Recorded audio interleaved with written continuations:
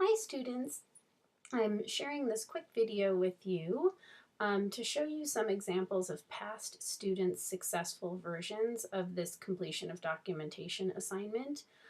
So you'll see that you still have a good amount of time before the final draft is due. So based on what you've completed for your draft version, you can use the guidance that you can glean from this video to make some further enhancements to the final version. So I'm starting on the assignment page, the prompt, and I want to remind you that I give very detailed instructions for each of the options that you might choose. Whether you've chosen a fact page, a quick start guide, or a user guide.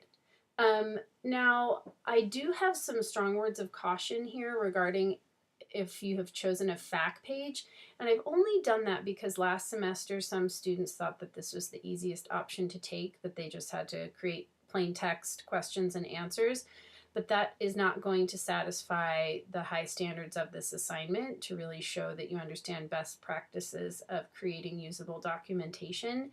So I'm going to show you two examples today, one of a really well done fact page and one of a great quick start guide, or maybe it's a user guide. Well, we'll see when I click over to it.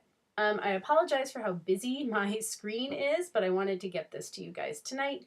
So we're just going to plow on through here. So also please note that at the end of this prompt, and it's a long prompt, I apologize for that, I offer you really specific details on what you need to do in each item here, the screencast and the website. Last time for your early version of this product website, these values were flipped. The screencast was worth more than the actual website itself. Now that's flipped, so the website is worth more than the screencast.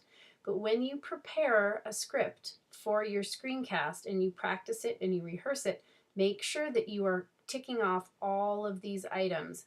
Many students struggled with using the course terminology to apply to the screencast, to explain to me why what they were showing me on the screen, some of the resources they used and the things that they tried with their HTML, how it was actually fulfilling some of the learning objectives or reflecting some of the terms that I'm hoping that you acquire during the course.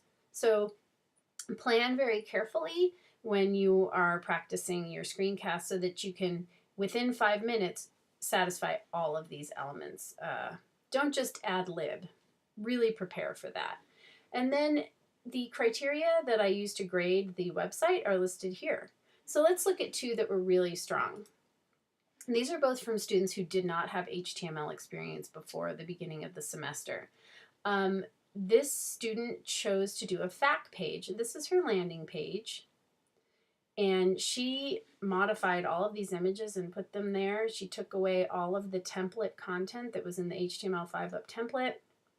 And she took these pictures.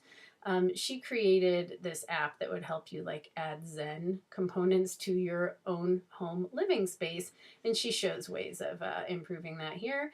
And she's got some made up little testimonials from people who have Zenified their own spaces. So she did a lot of work on her landing page. The fact page though, you click up here on fact, here are her frequently asked questions.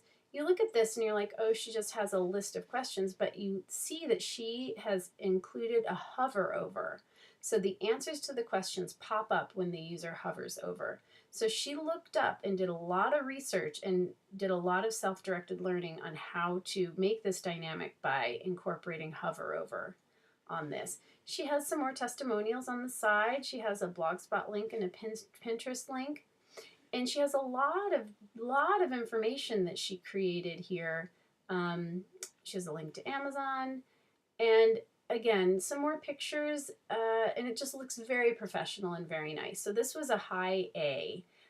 As I mentioned, lots of students struggled with their fact pages, but this is one student who really took a challenge on and really succeeded to make the page really usable and informative. Now this is an example of another student who, let's see, she did a user guide. I'm sorry, earlier I said it was a quick start guide, but this young woman was creating a website about pottery molds, and you can see that she has some, let me just reload the page here. On her landing page, she used a template that has this sliding um, page service. That's how you see each page. She included some really interesting images that she took herself. And then if you go over to her user guide, and this is what I stress in the assignment, you click on it and up comes a PDF that a user could download in their own home and print up. She created a 12-page user guide that carefully documents a process. The process is slip casting. And she has a numerical step-by-step process, all images that she took, and it's just very professionally done. So as you can see here, these sorts of websites are at a very high standard. These are A level assignments. Not all of you probably want to work as hard as it might require to achieve an A, but this is sort of the standard that I'm looking for that grade level. But there are many ways of achieving a high grade, but you need to be guided by the criteria that I offer here in the prompt.